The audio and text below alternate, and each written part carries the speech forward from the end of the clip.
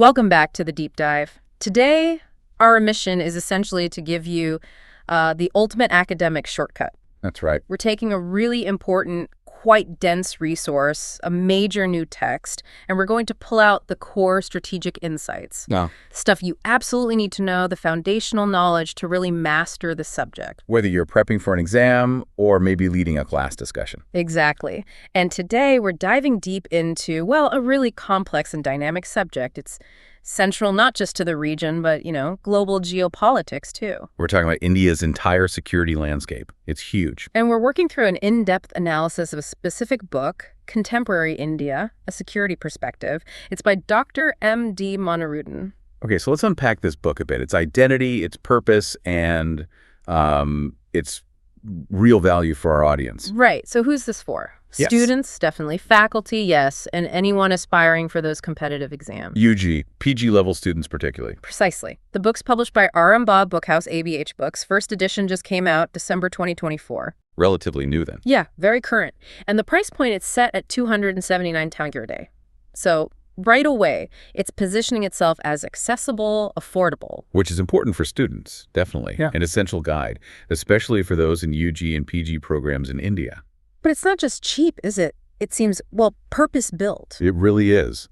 Dr. Moniruddin, he's based in Kolkata, and he sets out this critical vision right from the forward.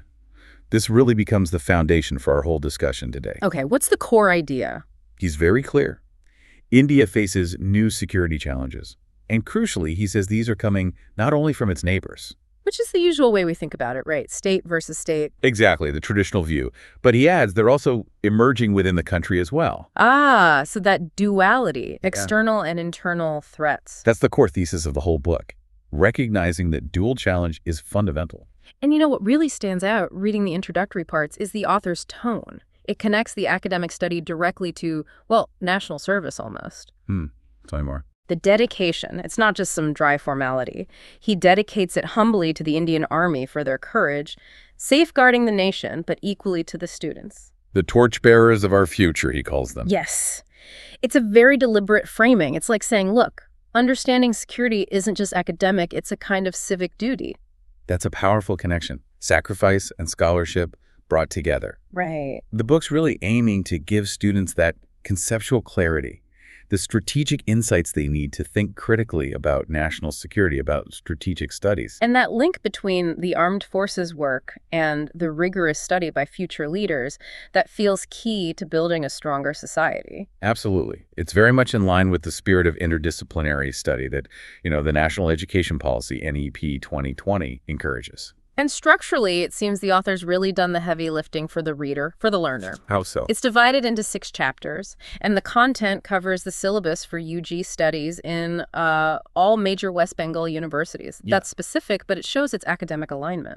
Okay, so it's mapped to the curriculum. Exactly. And more than that, the way it's written, it's described as lucid, point-wise. Ah, so easy to digest. Yeah. For someone prepping for an exam, working against the clock, that kind of structure, it's a massive time saver. Helps you grasp complex ideas quickly. Right.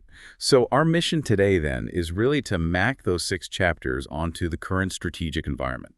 Make sure you, the listener, grasp not just the facts, but crucially, the implications. Okay, let's kick things off then by framing this security environment. And we have to use the book's central lens, that critical difference between traditional and non-traditional threats. This is fundamental. If you're studying security today, this distinction is sort of the first big aha moment. It separates the old way of thinking from the new. So traditional threats, what are we talking about there, according to the book? Pretty straightforward, really. State-centric military challenges. Think conventional warfare, border disputes that are clearly defined, arms races, standing armies facing off. Historically, for India, that meant planning for wars with Pakistan, with China, protecting territory. Exactly. The strategy there is mainly about deterrence, about defense, holding the line. But as the book emphasizes, the world today, the security environment, it's just way more complicated. Oh, absolutely. The book pivots immediately to non-traditional threats. And these are complex, they cross borders, they're diffuse. I don't respect lines on a map. Not at all. And crucially, they hit internal stability and long-term economic growth directly. So what falls under this category? We're talking cybersecurity threats, The resilience of health infrastructure. I mean, COVID-19 drove that point home forcefully, didn't it? No kidding. A massive vulnerability exposed. Then you've got the huge impacts of climate change, economic instability, and those persistent worries about food security, energy security. Right. And the key insight here, strategically, is that these non-traditional threats often make the traditional ones worse, don't they? That's exactly what the source emphasizes. Think about it. Resource scarcity because of climate change. Yeah. That can fuel internal conflicts. Which might make it easier for someone to infiltrate across a border. Precisely. Or, cyber warfare could cripple critical infrastructure before a single shot is fired in the conventional sense. Wow. So tackling this dual threat, it needs a much broader approach. Yes, the book calls for a comprehensive and multidimensional approach. Right. You need military deterrence, sure, but you also need societal resilience. It's a blend. Okay, so to really get why India faces this specific dual threat now, we need to look back a bit. The book outlines this historical evolution, right? Where does the story start? It really starts with the trauma of the colonial legacy and, of course, the partition in 1947. Not just a political line drawn on a map. Far from it. It was a fundamental traumatic shift in the subcontinent's security dynamics. It immediately created enduring hostility with Pakistan. And the Kashmir conflict. It's exactly. The unresolved conflict over Jammu and Kashmir, leading directly to that volatile line of control. The lossy British policies basically ensured India was born into conflict, communal and territorial. And the post-independence years were immediately marked by these issues, starting with the 1947-48 Indo-Pak War over Kashmir. Right away. But looking at strategic turning points, that 1962 Sino-Indian War seems absolutely pivotal. The impact went way beyond just the military loss. Oh, it was a moment of profound national strategic failure. A huge shock. In what way? It exposed massive weaknesses in India's military. Lack of preparation, poor infrastructure, particularly in the mountains, and frankly, weak political understanding of China's intentions. It shattered that early idealism, Panchsheel and all that. It forced a major, painful strategic rethink. And it created this deep sense of vulnerability about the northern border that honestly still shapes defense thinking and budgets today. So after that shock, the global Cold War dynamics became really important for India. Non-alignment was the policy, but reality kind of pushed India closer to the Soviets. Indeed. India needed military equipment, needed diplomatic support, especially since the relationship with the U.S. was, cautious at best. So leaning towards the USSR made sense. And that peaked with the 1971 treaty. Yes, the crucial 1971 Indo-Soviet Treaty of Peace, Friendship, and Cooperation. That provided a vital diplomatic shield during the 1971 war with Pakistan. The war that led to the creation of Bangladesh. Right, which completely changed the power balance in South Asia. And that successful campaign, in turn, probably gave India the domestic confidence to move definitively into the nuclear era soon after. A critical escalation. The first step was 74, the test codenamed Smiling Buddha. Officially, it was framed as a peaceful nuclear explosion, a PNE. But everyone knew what it meant. Pretty much. It was a major step in signaling strategic capability.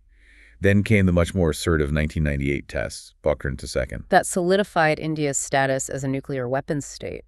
Absolutely. And led to the formal adoption of the no first use doctrine, the pledge not to use nuclear weapons unless attacked first by a nuclear power.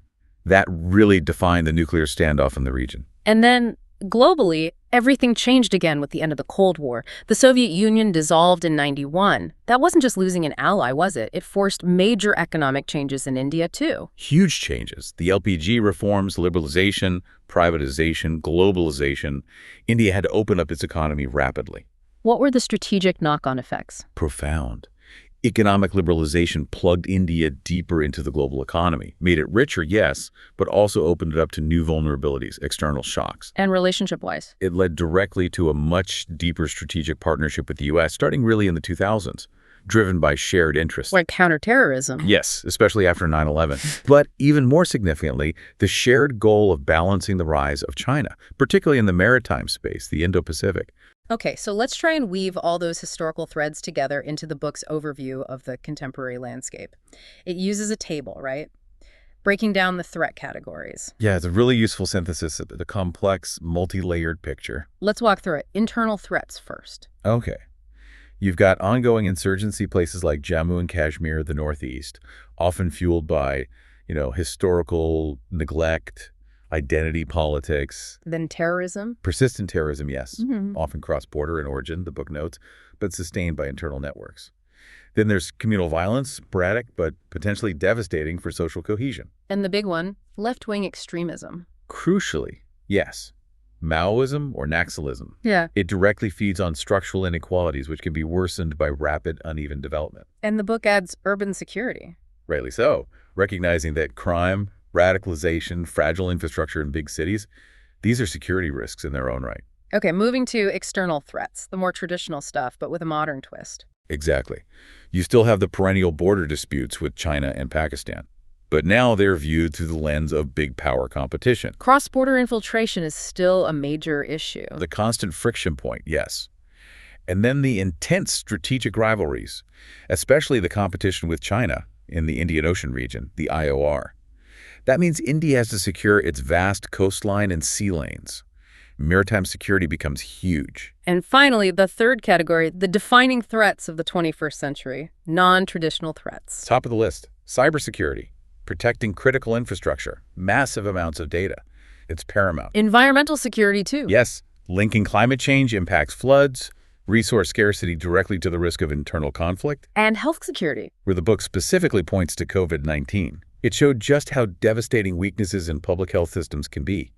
A weak health infrastructure isn't just a social issue, it's a national security liability with massive economic fallout. It's really staggering when you think about it. One country having to plan coherent responses for, tank movements on a border and sophisticated zero-day malware attacks all at the same time. That duality is the absolute essence of the challenge this book lays out. All right, if we're following the book's logic, we need to turn now to that really volatile external environment, starting with maybe the most strategically complex relationship, Sino-Indian relations. Yes, the border conflict along the line of actual control, the LAC. The book is clear. This is the single most significant, persistent external challenge for India. And it's a flashpoint because it's not even a properly agreed upon border, right? Exactly. That's the core problem. The book stresses it's not formally demarcated, it's a line of perception. Meaning both sides might think the line is in a different place. Precisely. So patrols often encounter each other simply because their maps, their understandings differ. And we saw just how volatile that can be with the 2020 Galwan Valley clash. The first fatal clash in decades. A dramatic, worrying escalation in operational risk showed how quickly things can flare up. And the historical roots here are deep and define the current deadlock. They do. The disputes cover two main sectors. In the West, it's mainly about Aksai Chin. Which India claims based on the old Johnson line. Right, from 1865. India claims Aksai Chin, which is currently administered by China. For India, that area is strategic, connecting Ladakh to the Karakoram Pass. China, of course, rejects this. And in the East? The dispute is over Arunachal Pradesh. China claims almost all of it as South Tibet. And the dividing line there is the McMahon line. Yes, drawn by the British in 1914. India accepts it as the boundary, but China rejects it. So the day-to-day reality on the LAC is defined by these specific standoffs, these friction points. Yes, and the book highlights two crucial recent examples. First, the Doklam standoff in 2017, 73 days long. Near the tri-junction with Bhutan. Right. Not technically a direct India-China border dispute there, but it was a challenge to a key strategic partner, Bhutan. Showed how interconnected regional security is. And then the big one, 2020-2021. The extensive confrontations, starting in Pangon Salt Lake area, then spreading to places like the high-altitude Depsang Plains, it really underlined the challenge of managing this live, undefined border across vast, incredibly difficult terrain. Amidst all this tension, the book does talk about confidence-building measures, CBMs. Are they still relevant? They're arguably more critical here than even with Pakistan, precisely because the border is undefined. You need mechanisms to manage accidental escalation. Like the agreements from the 90s. Yes, the foundational 1993 and 1996 agreements. They were designed to maintain peace, limit troop levels near the LAC, set rules of engagement like famously banning the use of firearms near the border. Although 2020 showed the limits of that. It did, especially when large-scale infrastructure buildup happens right near the line. But the ongoing border personnel meetings, the BPMs, and the military hotlines, these are the practical tools designed to stop local incidents from spiraling out of control. So it's a strategy of constant diplomatic effort alongside military readiness. Exactly. Complex management, constant vigilance. Okay, let's pivot now to the other major external challenge. India-Pakistan relations. Here, we're moving from that ambiguous LAC to a line rooted in deep historical animosity, the line of control, or LOSI, highly militarized. Yes. The core conflict, going right back to 48, is Jammu and Kashmir. Unlike the LAC, the LOSI is, well, quasi-demarcated. It's monitored, established through agreements, most importantly, the Simla Agreement. But the fighting is different. Often feels more like trench warfare, frankly. Yeah. Heavy artillery trying to control strategic heights overlooking the other side. And the history on this front is marked by actual large-scale wars. Absolutely. The Kargil War in 1999, there was a major conventional conflict, started when Pakistani soldiers, initially disguised as militants, infiltrated across the LOSI onto Indian territory. Really showed the volatility. And other hotspots. Well, there's the Siachen Glacier. The book notes it's the world's highest battlefield. Tragically, more troops are lost there to the extreme cold and altitude than to enemy action. And we shouldn't forget the Sur Creek dispute down south in the Rann of Kutch. It's a maritime boundary dispute in the marshlands. Less visible maybe, but impacts naval ops and resource rights. Diplomatically, though, the Simla Agreement from 1972 is the key document. It's the cornerstone, yes. The book highlights how Simla reaffirmed the Lagzi's inviolability, or at least the commitment not to change it unilaterally by force, and it committed both sides to resolving issues bilaterally. But does that reliance on bilateralism become a problem? Does it stop India from, say, taking the Kashmir issue to international forums when things get really bad? That's the strategic trade-off, isn't it? It keeps external powers, like the UN, out of direct mediation, which India prefers. But yes, it can lead to diplomatic gridlock when bilateral talks completely break down. What about recent efforts? The February 2021 ceasefire agreement along the Lagzi was really crucial. It brought a period of relative calm, proving that even with deep mistrust, pragmatic steps to manage stability are possible. But overshadowing all of this, the conventional threat, is the persistent issue of the cross-border terrorism nexus. This is where the external threat directly hits India's internal life, its civilians. This is arguably the single biggest security concern for India from Pakistan, and it's what really differentiates the challenge compared to China. Where does this threat come from? Primarily from Pakistan-based militant groups. Uh-huh. The book names the main ones: Lashkar-e-Taiba, Lati, Jaish-e-Mohammed, JAM, Hizbul Mujahideen. And the core issue is state support. That's the persistent allegation detailed in the source, that these groups receive material support, training, safe havens from elements within the Pakistani state. This alleged state sponsorship is seen as a fundamental violation of international norms. And the book cites specific, horrific attacks to illustrate the severity. Yes. The 2008 Mumbai attacks terrorists arriving by sea, hitting multiple targets. That highlighted huge gaps in maritime security and urban intelligence coordination, a massive failure. And more recently, Pulwama. The 2019 Pulwama attack, a suicide bomber targeting a paramilitary convoy. That showed a serious escalation in tactics and capability inside Kashmir, and it led directly to India's military response, the Balakot airstrike. So the book's conclusion here is pretty stark. Yes, that this alleged state-sponsored terrorism remains a profound asymmetrical challenge. It directly targets India's stability, its sovereignty, and forces a constant high state of vigilance, especially along the LOSI and in Kashmir.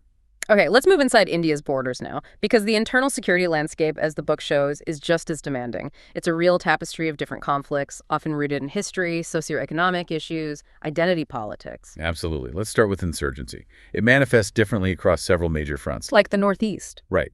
The northeastern insurgency is incredibly diverse.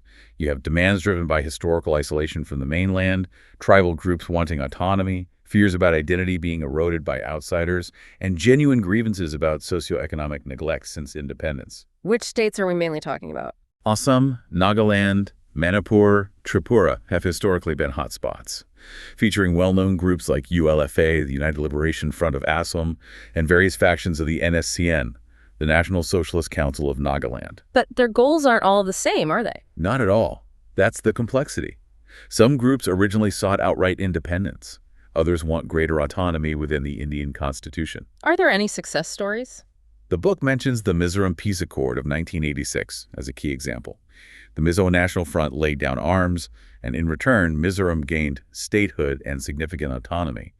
It shows solutions are possible. What makes it harder to resolve these conflicts? A major complicating factor is the cross-border element. Movement across porous borders, especially with Myanmar and Bangladesh historically, has allowed for arms smuggling and given insurgents safe havens. It adds an international dimension to an internal problem. Okay, then there's the insurgency in Jammu and Kashmir. That feels distinct, doesn't it? Both in origins and tactics. Very distinct. The book traces the major escalation back to the late 1980s. It argues it was fueled by widespread internal political discontent, particularly allegations surrounding the 1987 state elections. That discontent created an opening. Yes, a vacuum exploited by militant groups pushing for secession or independence, often framed in religious terms. And the violence. It's characterized by a continuous cycle of, often quite sophisticated, violence, targeted assassinations of political figures or security personnel, bombings, IED attacks against both forces and civilians who were seen as collaborators. And the cross-border link is critical here, too. Absolutely critical. The conflict is sustained, the book argues, by external support training, funding, weapons coming across the border from Pakistan. This makes counterinsurgency efforts intrinsically linked to the broader India-Pakistan relationship. Right. Now, the book gives significant attention to another major internal challenge, treating it almost as a case study. Left-wing extremism, LWE, often called Naxalism or Maoism. Yes, and this is crucial because it's a security challenge rooted deeply in socioeconomic disparities, a classic non-traditional threat in many ways. Where did it start? The origins go back to the 1967 Naxalbari uprising in a village in West Bengal, led by figures like Charu Mazumdar, Kanu Senyal. It's fundamentally inspired by Maoist ideology. And it consolidated later. Yes, the main factions merged in 2004 to form the Communist Party of India, Maoist. Their core objective is explicit: overthrow the Indian state through a protracted people's war. Why? What's their justification? They argue that the Indian democratic system has fundamentally failed the poor, the marginalized, especially tribal communities, Adivasis, failed to deliver justice, dignity, or development. And their strategies reflect this ideology. Very much so. It's a mix. On one hand, classic guerrilla warfare ambushes, landmines, hit-and-run attacks on police posts or patrols. But also community focus. Yes, crucial. Mass mobilization, trying to win support among those marginalized communities, people affected by displacement due to mining or dams, land disputes, lack of basic services. They actively exploit local grievances. Then they target the economy, too. Definitely. They disrupt economic activity by attacking infrastructure, mining operations, railway lines, mobile phone towers. It's part of the strategy to weaken the state's presence and control. Geographically, where is this concentrated?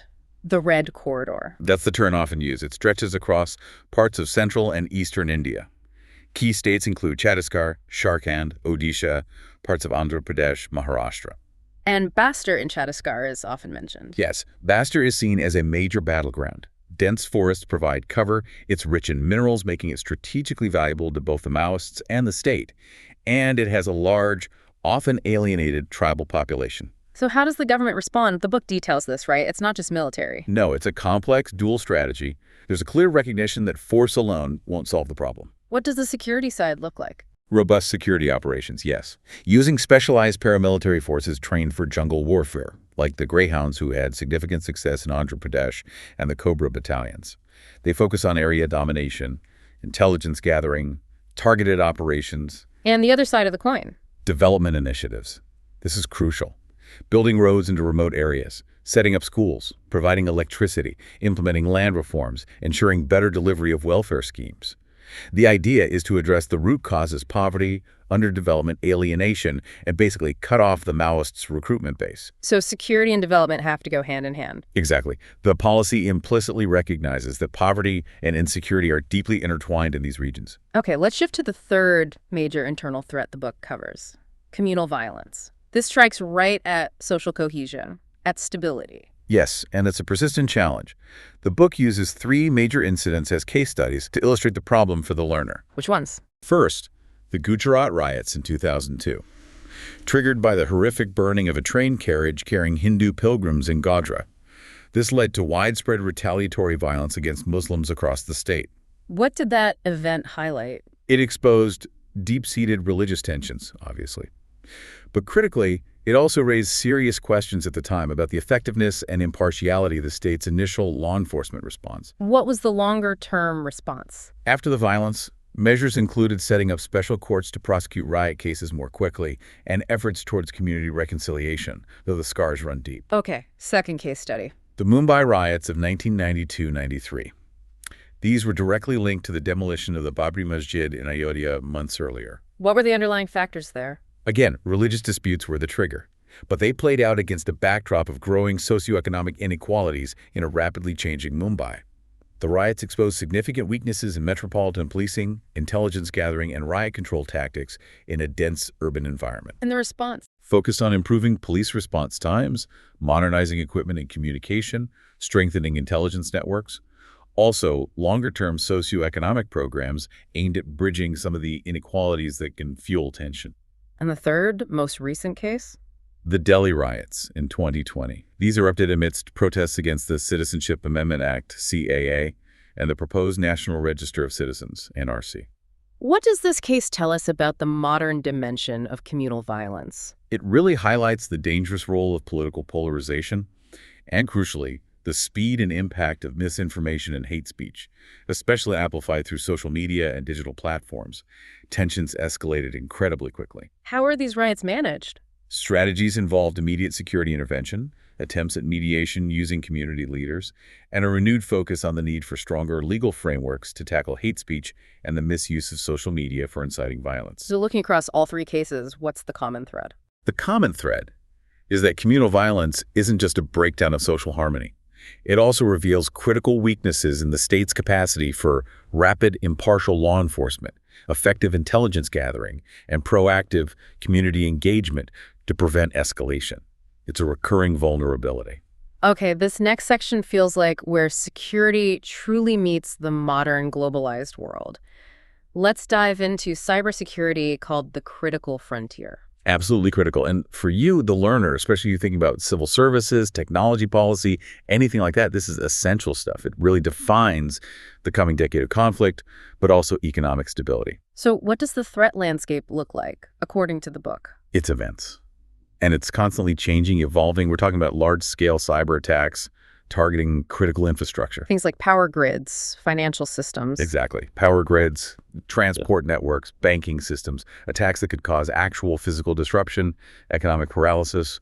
We also see massive data breaches stealing national security secrets, corporate IP, or just vast amounts of personal data. Can we be more specific about the types of cyber threats mentioned? Yes. The book distinguishes a few key types. There's sophisticated state-sponsored cyber warfare aiming to degrade or disable an adversary's military or economic capacity. Then espionage. Cyber espionage, yes.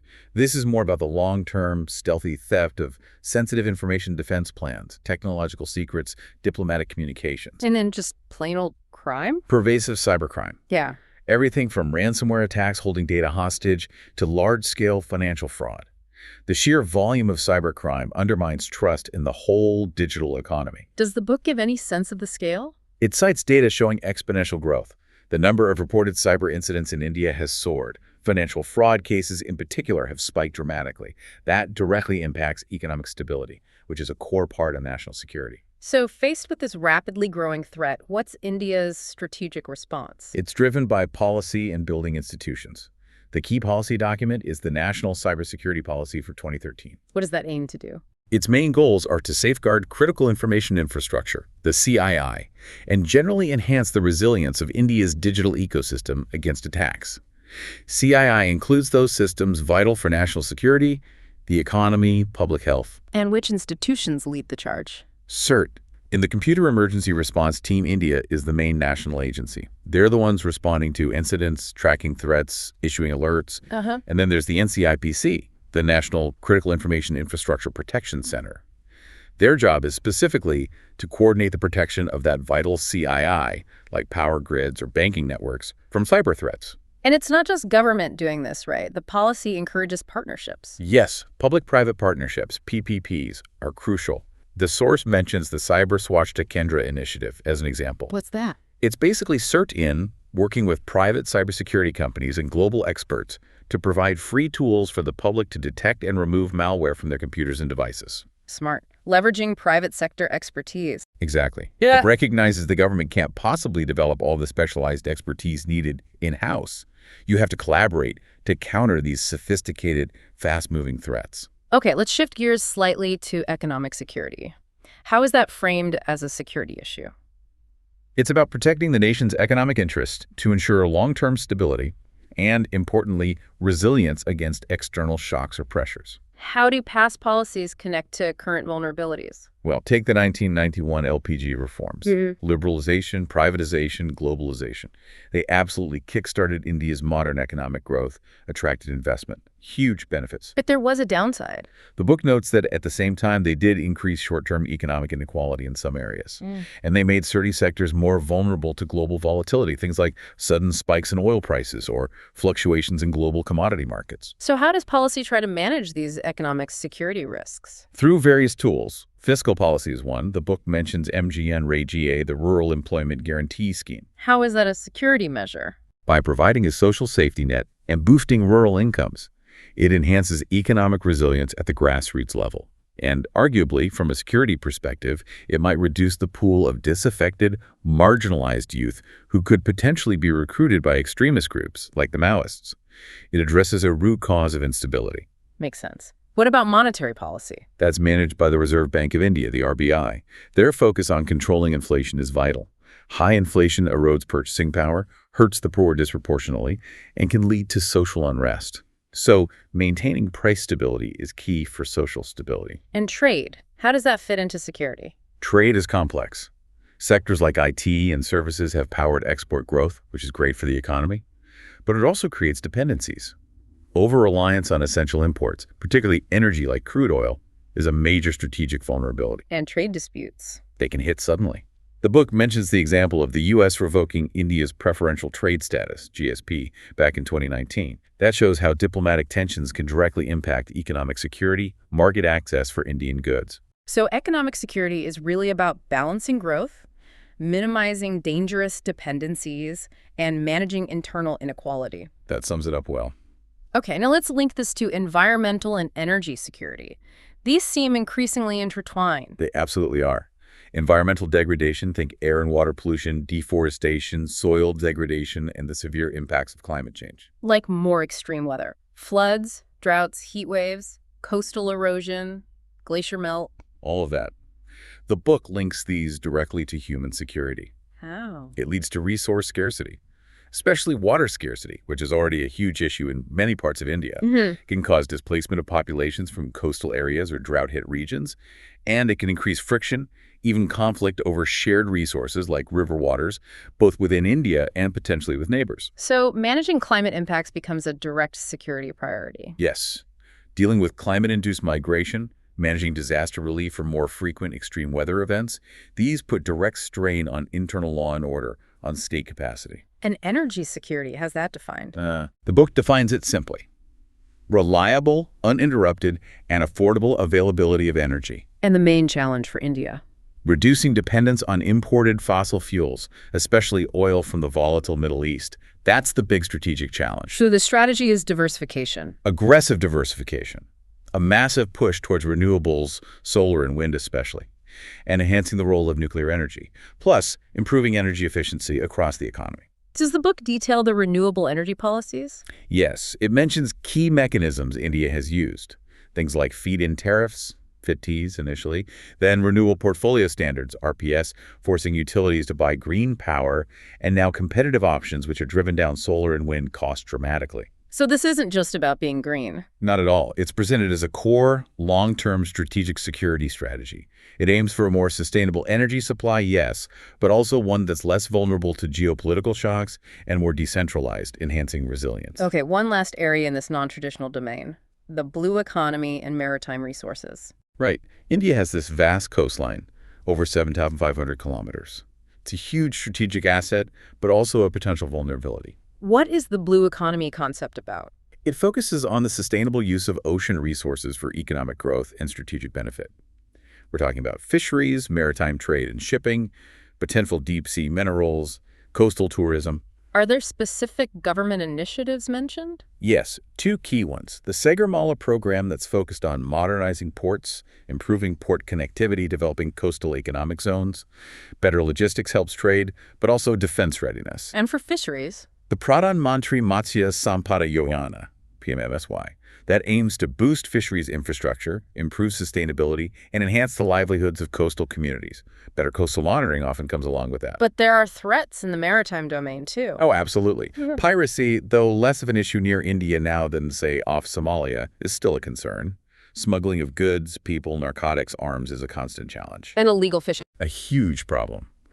IUU fishing, illegal, unreported, and unregulated fishing, often by large foreign trawlers, encroaching into India's exclusive economic zone, EEZ. It depletes fish stocks, harms the marine environment, and undermines the livelihoods of Indian fishermen. Requires constant naval and coast guard vigilance. Okay, so we've mapped out this incredibly wide range of threats, from mountain borders to cyberspace. How does India actually structure its response? We need to understand the defense and diplomacy architecture the book describes. Right. India's security framework is this intricate system, and it's constantly adapting, constantly evolving. Let's start with the military side. Yeah. Strategic doctrines. What guides the armed forces? Well, Cold Start Doctrine gets mentioned.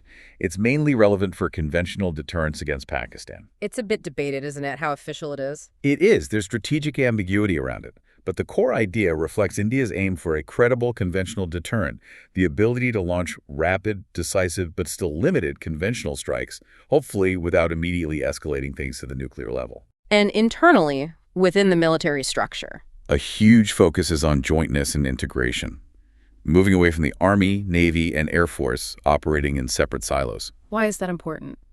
To streamline defense planning, avoid duplication, improve efficiency, and critically, enable better execution of complex, multi-domain operations.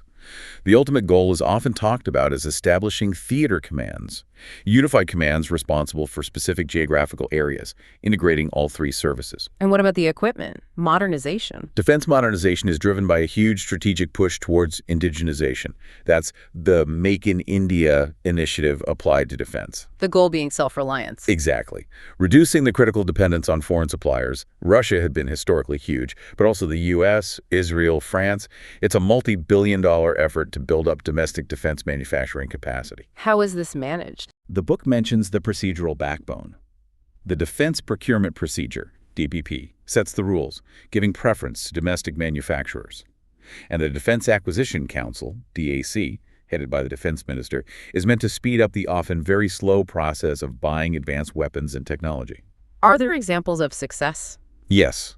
Things like the indigenously developed Tejas light combat aircraft, or the construction of aircraft carriers and submarines in Indian shipyards. But the challenges are still significant, getting cutting-edge technology transfer, ensuring quality control, speeding up timelines. Beyond just hardware, technology itself is changing everything. A massive force multiplier, as they say. Huge. And the book details how India is trying to leverage technology across the security spectrum. It's not just about buying fancier gear anymore. Like artificial intelligence, AI, and security. Yes. AI is being deployed in various ways. For advanced surveillance, think facial recognition in cities, pattern analysis of satellite imagery. For sophisticated data analytics using natural language processing, NLP, perhaps to monitor online radicalization trends. And crucially, for cyber threat detection building systems that can learn and adapt to new types of malware or attack vectors. But there are concerns, too. Big concerns, which the book notes. Data privacy issues are huge. Ethical questions around mass surveillance and potential bias in algorithms. These are critical challenges that need careful regulation and oversight. What about drones? Drones and UAVs, unmanned aerial vehicles, are now essential for reconnaissance over borders or difficult terrain, for persistent surveillance, and potentially for precision strikes and counterterrorism ops, like gathering intelligence for something like the Balakot strike. And bringing it all together for border management. There's a big push towards integrated border management systems, IBS. This means layering different technologies. High-resolution imaging from satellites like the Cartosat series, SIGINT signals intelligence to monitor communications, networks of ground sensors, thermal imagers, radars. The aim is to create a comprehensive, real-time picture along the borders, moving towards continuous electronic surveillance rather than just relying on physical patrols, especially in tough terrain. Okay, connecting all this capability back to the global stage, how does India manage its international relationships? The book talks about alliances and partnerships. Yes, it highlights India's approach of multi-alignment, basically navigating this complex world by engaging with multiple partners and groups, rather than locking into a single Cold War-style bloc. balancing relationships. So the QID is important. Very important. The quadrilateral security dialogue, India, the U.S., Japan, Australia, the focus there is clearly on promoting a free, open, and inclusive Indo-Pacific. What does that mean in practice? Mostly practical cooperation, maritime security exercises, working together on cybersecurity standards, collaborating on infrastructure development, and implicitly providing a strategic counterweight to China's growing influence in the region. But India doesn't put all its eggs in that basket. It engages with other groups too. Right. India is also an active member of BRICS, with Brazil, Russia, China, South Africa, and the Shanghai Cooperation Organization, SCO, which includes China and Russia. Why engage with rivals in these forums? It's crucial for collaboration on economic issues, shared challenges like counterterrorism, at least rhetorically in SKO, and maintaining lines of communication even with strategic competitors. It's complex, managing these overlapping memberships, especially given the tensions with China. And the UN? India plays a very active role in the United Nations as one of the largest contributors to UN peacekeeping operations worldwide.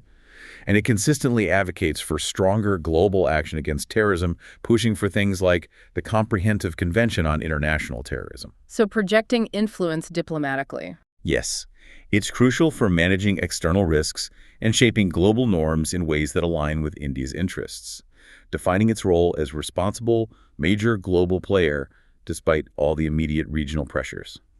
Hashtag tag outro Urshad. Okay, so we've covered a huge amount of ground, really digging into Dr. Moniruddin's analysis. What does all this mean for you, our listener, the student, the faculty member, the person prepping for exams? We went from partitions trauma right up to, well, the threat of cyber war. Yeah, it's a lot. But for our target audience, this book, Contemporary India, A Security Perspective, seems to offer really significant educational value. And it's because of how it's designed. How so? Well, the source itself highlights its syllabus utility. It explicitly notes how it aligns with UG and PG syllabus needs, particularly in West Bengal universities, but the topics are relevant across India. And critically, it provides that deep conceptual clarity needed for those tough national competitive exams, UGC NetSet, CUET, civil services potentially. And the way it's written, the structure, helps with that. Absolutely. That pedagogical structure is key. Presenting really complex, dense material in a lucid, point-wise manner, that helps you master it, retain it, and as the book says, spend minimum time. That's a massive advantage when you're studying. So the author's contribution here is really synthesizing everything. Yes, providing a comprehensive, multidimensional look that brings together traditional military threats with all these emerging non-traditional challenges, economic, environmental, cyber. The book's overall message seems to be that India is facing such complexity that it demands nothing less than a comprehensive and dynamic strategy, one that cuts across government ministries and different domains. So who should read this? Ultimately, it seems like essential reading for students who need that clear conceptual framework and analysis for exams, for teachers looking for solid, up-to-date discussion points reflecting current policy debates, and even for researchers who need a good synthesized overview of India's current strategic policies and the persistent challenges it faces. Okay, that brings us to our final thought, the provocative question that maybe you, the listener, should mull over after hearing all this. Yes, and it stems directly from the material. It's about the inherent difficulty, the tension, in ensuring national security, protecting the state, maintaining order, while at the same time upholding civil liberties and human rights, especially in a democracy as vibrant and diverse as India. You see that tension pop up whenever the book discusses how the government responds to internal conflicts, right? Particularly the laws used. Exactly.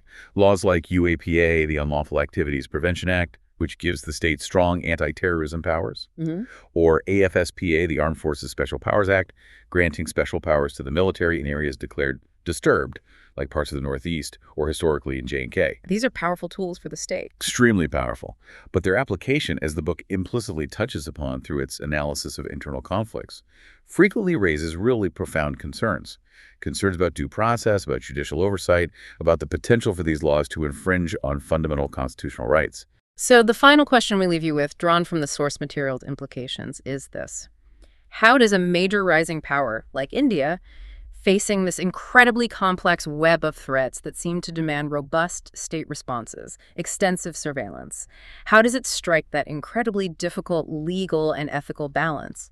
The balance to ensure that protecting the nation, which is vital, doesn't end up fundamentally compromising the human rights and the democratic freedoms of its own diverse population. It's a critical balancing act. Absolutely.